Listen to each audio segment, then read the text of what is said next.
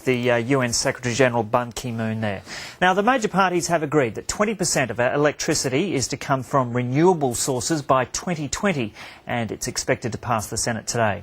It just may give negotiations on emissions trading a glimmer of hope. For more, the opposition environment spokesman Greg Hunt joins us now from Canberra. Greg Hunt, good morning.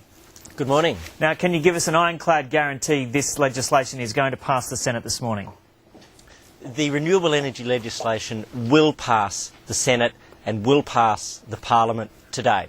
That's a clear guarantee, and it will pass because we want this vision of solar and geothermal and tidal energy, and we wanted it done in a way in which it was not held hostage to the emissions trading scheme.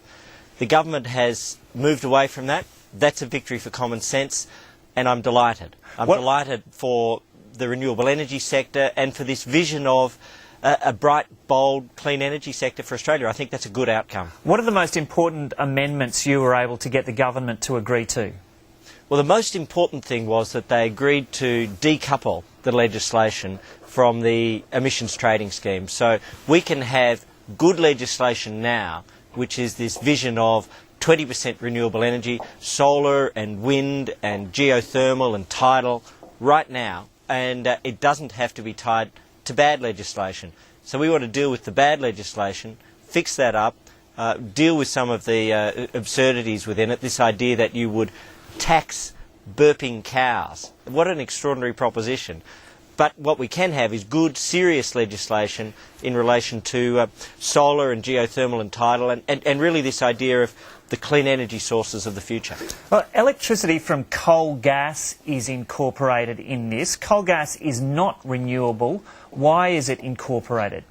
Well, it's actually what it's called is waste coal mine gas. It's gas which would otherwise have gone up into the air, sometimes known as fugitive emissions, and it's included in the existing New South Wales scheme, in the German and in the American renewable schemes, and that's because this gas would float up into the air as methane. Instead, it's burnt, it generates electricity, and 1/20th of the emissions go up into the air, as would have been the case if it hadn't been dealt with, and it also offsets energy which would have come from coal-fired power, so it makes an enormous saving. But isn't it just undercutting the efforts of genuine renewables by incorporating something like this?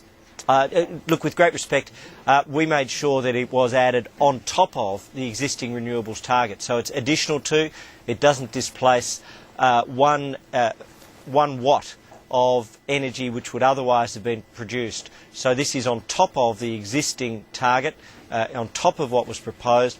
That was a suggestion I made to Minister Wong's office last Friday, and to be fair, they picked that up, and I think that that was an example of good legislative practice on both sides. How much will this cost consumers a week?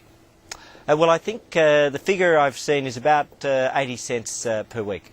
It may be less than that, but I'm not trying to hide the fact that it does come with some impact. It's a modest impact, but that's what I've been advised.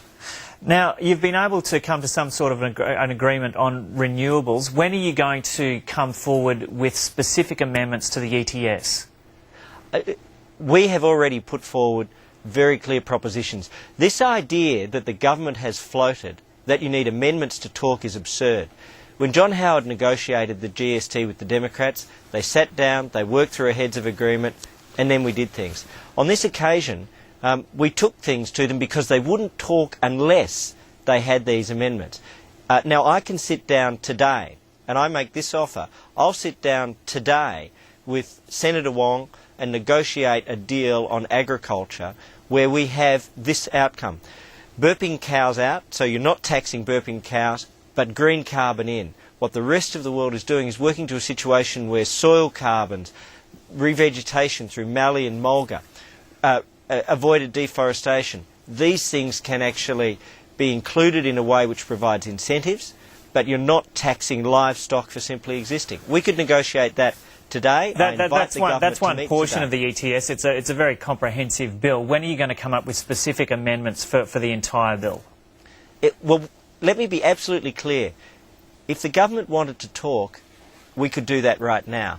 but the government doesn't want to talk. So they've set their own rules. What we'll do is we will talk with environment groups, community groups, with business over the coming 8 weeks.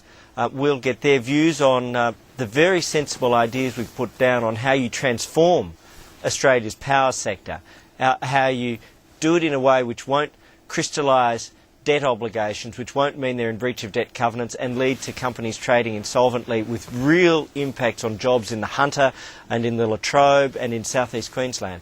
And so we'll do that over the next 8 weeks. And if they won't talk without amendments, then of course we'll produce them.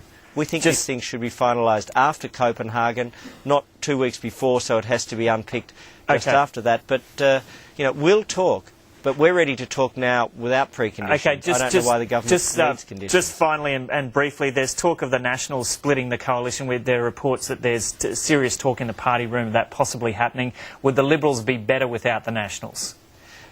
I've actually spoken to one of the most senior Nationals this morning just to check this story, and he dismissed it as wrong, incorrect, absolutely fanciful, and fish wrap that will be gone by tomorrow. Can I say one thing? I know at the start you mentioned the tragedy in Iraq. As somebody who worked in this space, I just want to say it's a terribly sad outcome, and we have to believe in and support democracy in Iraq. That's our task. We'll work in bipartisan support with the government. I just wanted to add a personal point because it's a very personal issue for me. Okay, Greg Hunt in Canberra, thanks for talking to us this morning. Thank you. Now here's how you can get in touch with us. Send